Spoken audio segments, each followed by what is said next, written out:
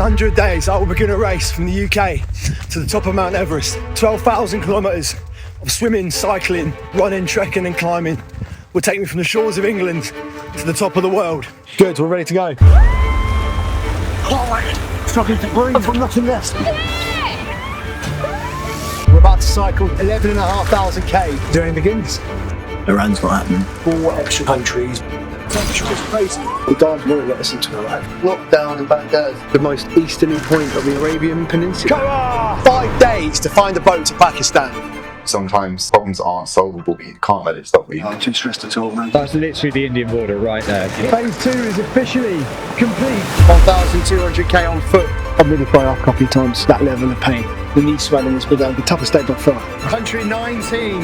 I am in Kathmandu. We were in the British Embassy To replicate one of the greatest achievements in human history. 30,000 K. Top 10 hardest days of the whole 200. Everest Base Camp.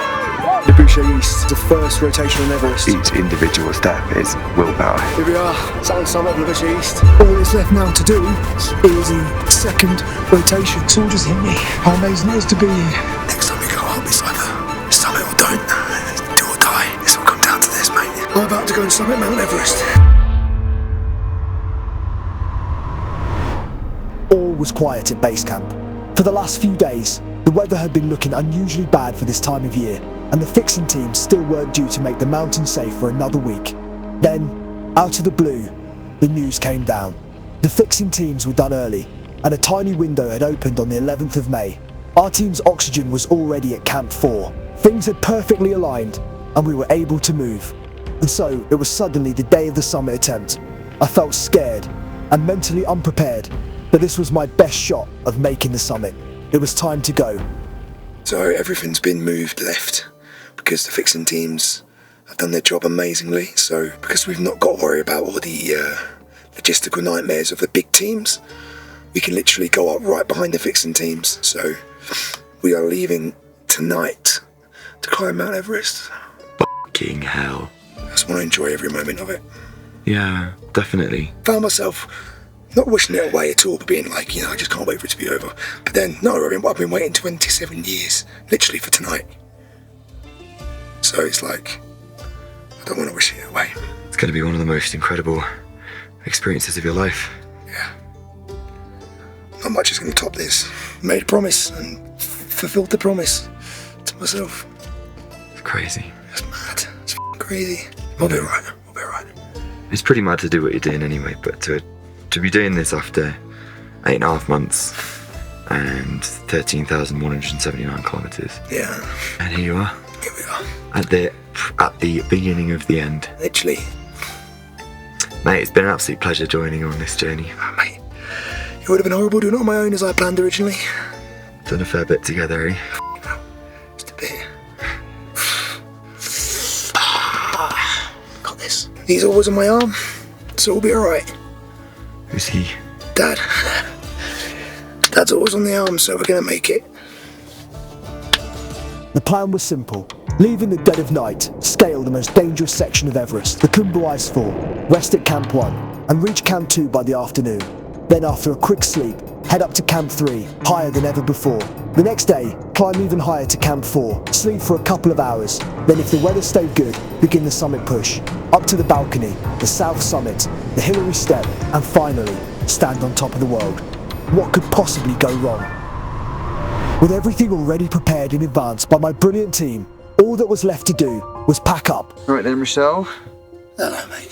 Just trying to figure out how to, minimise weight. Given how fucking unbelievably skittish and stressed you've been for a lot of things this mission, I'm surprisingly chill today. Yeah, no, genuinely. I told you I feel much better now than I did before the rotation. It's just, I'm ready for it. It's an amazing plot twist, because, Ready for it. I was expecting... All my life, 27 years has come down to this. Yeah. And especially the last 246 days. Longest climb of Everest. I'm ready for it. Yeah, I'm quite chilled. I'll probably sleep a bit tonight as well. Jellies. I mean... Still easily distracted, but that's just you. Just excited now, just want to get going. 14 years ago, coming here to that rock, that's only about 300 or 500 metres away down there. Made a promise that I'll be back. And yeah, it's just a mad the way we've come back after 14 years. Oh, I sit outside, yeah. I sit outside and sip my tea, and just kind of every single day it just hits me again. Like, am I actually here? Like, is that the Gumbu icefall? Is that Everest right there? You literally could die today. Oh. How do you deal with that knowledge? Yeah, you outweigh it with all the other emotions. This is a more of a raw version of what this last 7 months has been. I've kind of now processed how close I've come many times, you know what I mean? And the answer's always the same: I do it again. You accept the fact that you do all you can to mitigate it. You're with the best people you can be with, and yeah. But a lot of it you do just bury it. I do just bury it to one side because you have to. Do you think it's worth it? For me, 100%. Yeah. I literally vividly remember being about 8 and like just thinking, wonder how good the view is from the top of this planet. It's simple as that. Just wanting to see it. As you grow up and you realise how hard it is to actually do it, it becomes more attractive to you if you're that kind of person, because you know how hard it is going to be to get there, and then you realise the reward's going to be amazing. Well, mate, I'm immensely proud of you for getting here. See, I'm really proud of us for getting here. Yeah. It's been amazing. We've done a damn good job. And we've gone from the channel to the Gumbu icefall right there. It's pretty mad. Fuck me, bro. Everest, you're gonna... Let's just get up tonight. Let's get up tonight. We're going to climb it. Yeah, we are. We are. Well, you are. I'm going to stand on top of the world. I'm going to look down, and it's going to be as beautiful as I ever imagined.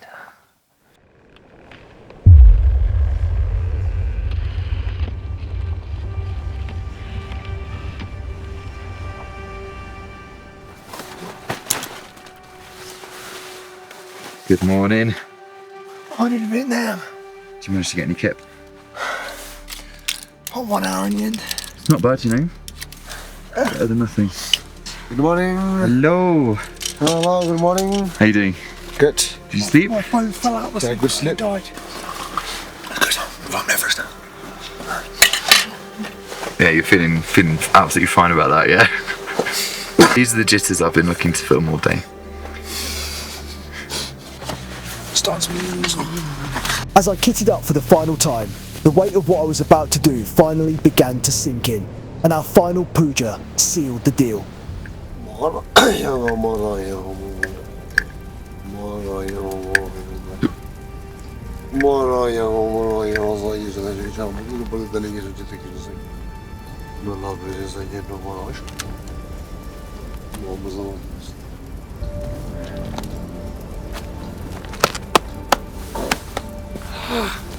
Let's go. Let's climb Everest.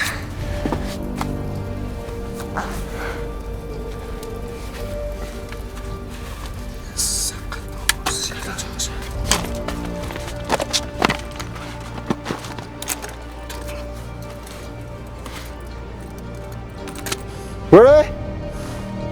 Boom. Okay, good luck, Mitch. See you after the summit. Good luck, RJ. Come here, Mitchell.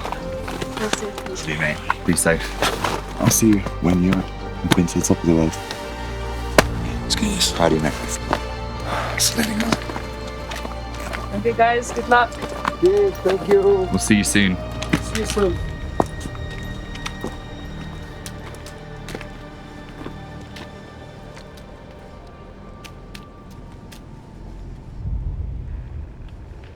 Pushing into the Khumbu felt very different this time. This is the most dangerous section of Everest, but I felt far calmer than last time and twice as confident. I'd conquered this beast before.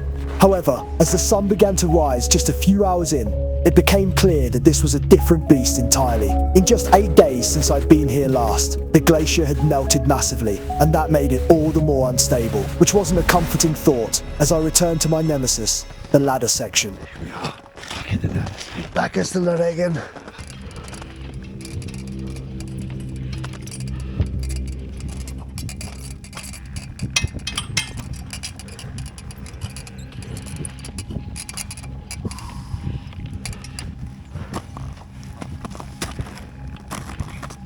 Well done. The crevasses had all widened, meaning each crossing was far scarier than the first time around.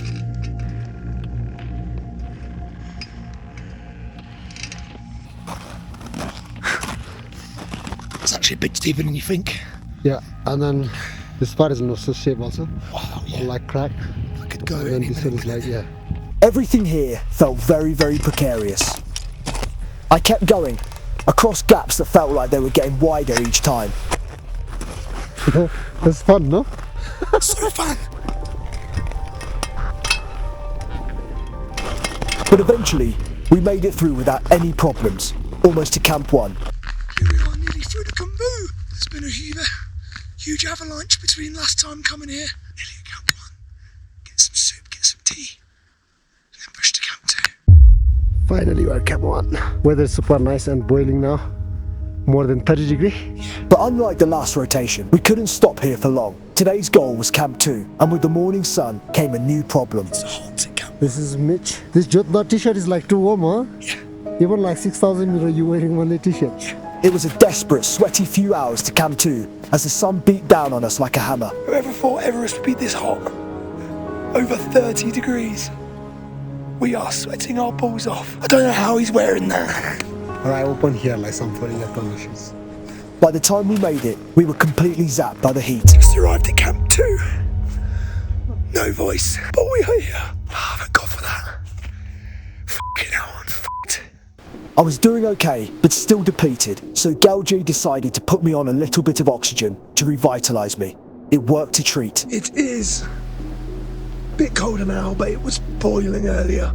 Oh man, I was sweating and it was horrible. But all cozy in the tent now at Camp 2. Plan is to leave from here tomorrow around 2 p.m. to head up to Camp 3. Probably get there before dark, just before dark, about 4 hours, and then sleep Camp 3. Just can't believe after over 250 days, it's the last few days. Well, here I am, completely naked at Camp 2. It is bloody boiling. Everest is just behind us. Up to Camp 3 in just 2 hours' time. Nervous as hell. Desperate to avoid the worst of the heat, we all agreed that we'd rather move later in the day into night if necessary to let the temperature cool a little bit. Hey bitch, what are you doing? You ready to go? Pretty much, mate. Did you pack everything? Yeah, well, I probably forgot something. Make sure you have everything. You're excited like for 2 days more now. So excited. Okay, So excited. Can't even tell you, mate. here we go. Here we go. Finally moving from Camp 2. It's about 3:30 in the afternoon. The weather's nice and cloudy now. Nice and cloudy. Cool. Okay, ready? Boom. Slowly. Slowly. 3, here we come. The plan had worked, but only a bit. It was still far hotter than any mountain had any right to be at 7,000 metres above sea level. We are plugging away, step by step, between Camp 2 and 3.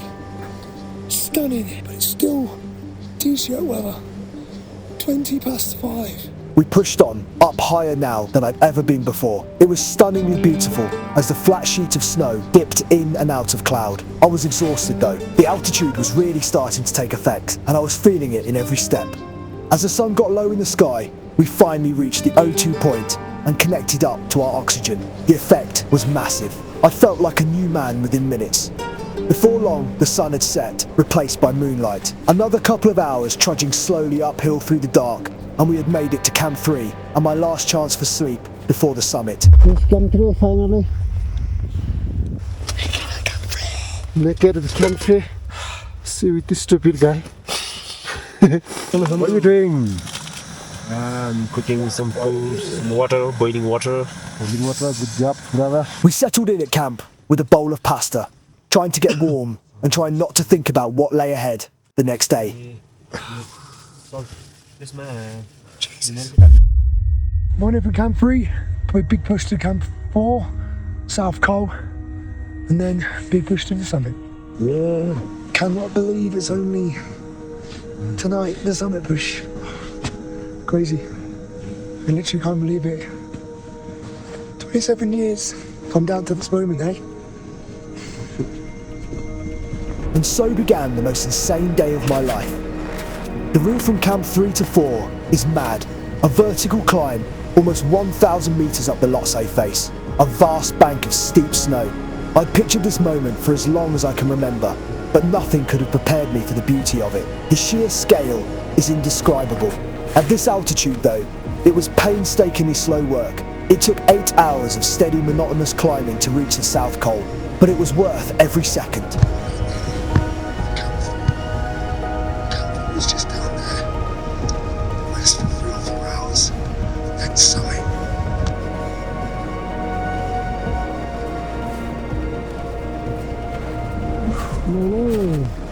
Welcome to the death zone.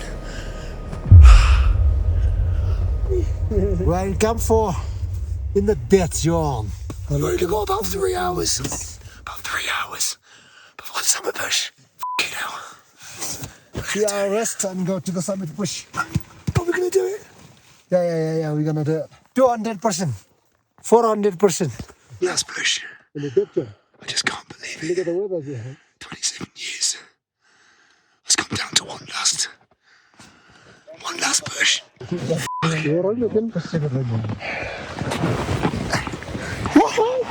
The short 3 hours ticked by until the most important push of my life. Unsurprisingly, I didn't sleep a wink. Before I knew it, the moment had arrived. We are about to set off on the final push, 13,000k journey. Goji's gonna look after us and have the best time of our lives. Lifelong dream, eh, Goji? Here we go.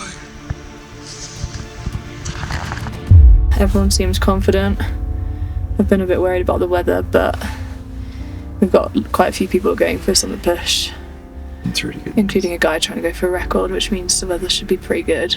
Stressed, nervous, excited. Do you think you're going to sleep tonight? I don't think so. I'll try, but it's not going to happen. So we're both going to not sleep and then return to the tent at 5 a.m. and hopefully get a call from them on the summit. What's the time, Goji? Time now. It's time to climb Everest. Okay, ready for summit now. This is it? Yeah. We're going to this. We're going to leave for the summit. As Goji and Fury packed up the last of camp, I pushed forward alone and lost my head completely. All the nerves had hit me at once, and without anyone to ground me, my thoughts swirled around me like the icy wind. I was paranoid, constantly thinking that my feet were cold when they weren't, and I was overthinking everything. But soon, the others caught up, and their presence brought me back down to earth. For the first 5 hours, there was nothing to see except my torchlight, endless steep climbing, snow and rocks as we made our way up. As I reached the balcony at about 2 a.m, we stopped momentarily for the first time to change oxygen. It was only 2 minutes, but that was long enough for my foot to get really cold, and walking again wasn't enough to bring it back. For the next 2 hours, I was forced to continually wiggle my toes in order to keep the frostbite away, to the point of them aching. This was the first time on the mountain I got really worried. I still had a long way to go. One thought got me through the stretch. Oxygen. Goji. This was the phrase I repeated to myself over and over. So long as I had those two things, I would stay alive. After the longest 5 hours of my life, the sun came up and my world expanded from a tiny disk of light to what felt like the entire planet. I looked around to find myself almost on the south summit, surrounded by a view of the entire Himalayas from above. Nothing can describe that feeling. I continued on, riding the high of my life, in absolute awe. I was almost at Everest. The wind was much higher than expected, but the weather had held and the route was almost empty ahead of me.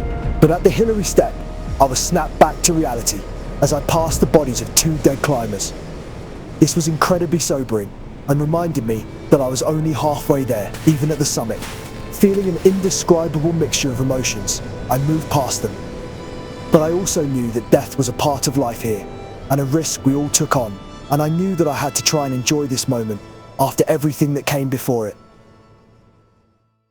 One of the main reasons I'm doing it is Dad, the most level-headed, smart bloke, like the most loving and massively hearted man you could ever meet. It's kind of like just the whole shadow of him above me, always feeling that like he's watching. It's like almost gives you a need to just keep on wowing him up there, you know. I look at it as the same as getting on my bike and crossing that road. You know, you've got to be prepared to take the risks if you want to get the rewards. So that's got to be done. Life's too short.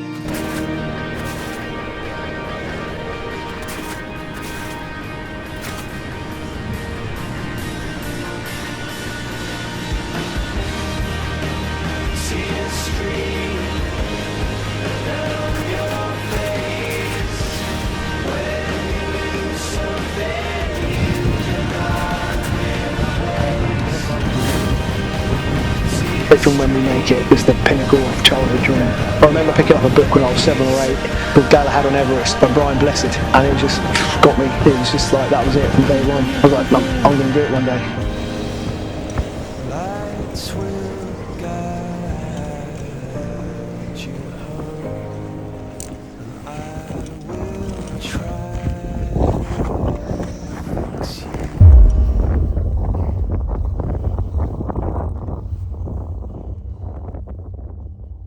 The feeling of reaching the top of the world after crossing an ocean, 19 countries and 13,000 kilometers to get there is genuinely indescribable. It was everything I ever dreamed of and more. The view was more beautiful than I could have imagined, but it was mixed with the knowledge that I wasn't finished until I was back safe in base camp. And so after unfurling my flag with my dad and all the friends and relatives I've lost, as close to the heavens as I could get, it was time to move. Hello, Garget.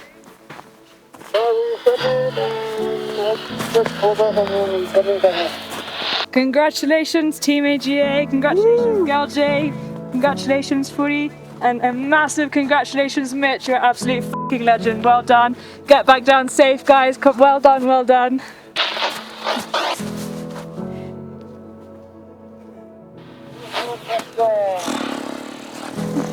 Woohoo! Things were tense for a while, but as soon as I reached the balcony, I felt myself relax and my achievements sink in. I could finally start to enjoy the ride. Everest has just been conquered. Finally. After 27 years of dreaming, I'm just beyond words in the moment. Today's been so hard. Come down from the summit after a 10-hour summit push, 11-hour summit push, and then dropping from Camp 4 to Camp 2, another 8 hours, 7 hours, no energy whatsoever, but just made history. And I've kept a promise to myself that I've had for 27 years. It was as beautiful as I could have ever imagined.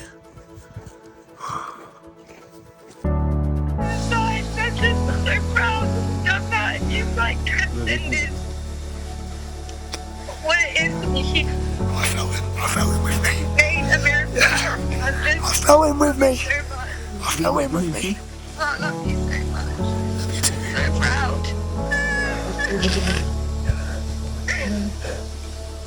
I'm so proud of you. Thank you, darling. I haven't got my voice.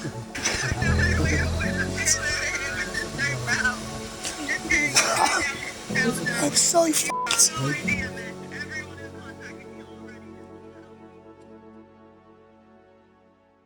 The next day, it was time to come home. And on day 240 of the project, exactly 8 months after I left the shores of Dover, finished this thing once and for all. No, neither.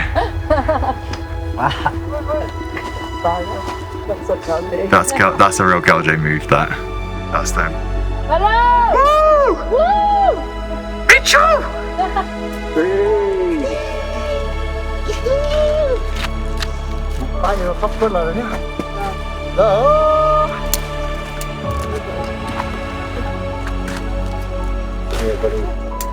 Come here.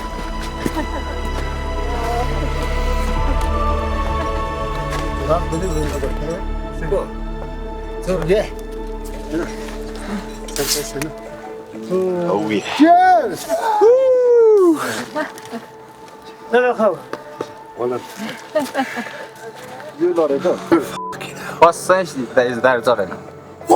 f***ing hill! Pretty big, eh? Mitch, he's climbed Everest from England. I never from England. Fucking history. Can't Can't believe it's over. No, me neither. Mate, 8 months. 8 months. And so Adriana and Stan accompanied me, Gelje and Fori the final few kilometres to the finish line, laughing, joking, surrounding me with love. And it wasn't long before those beautiful yellow tents came into view.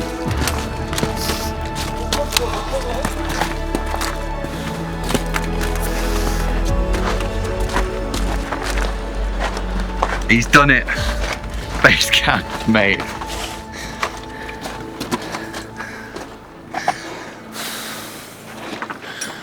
That's it.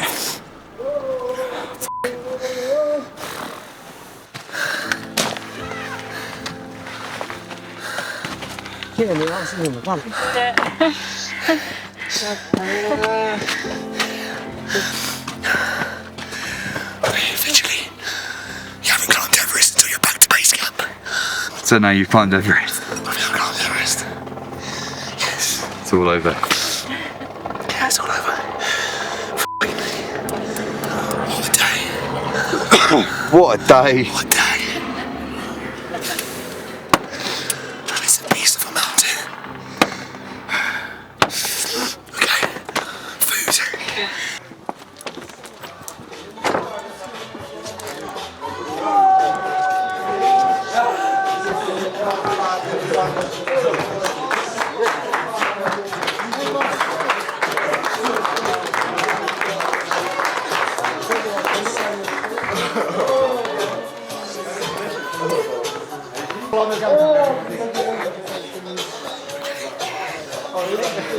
Well done, buddy, well done.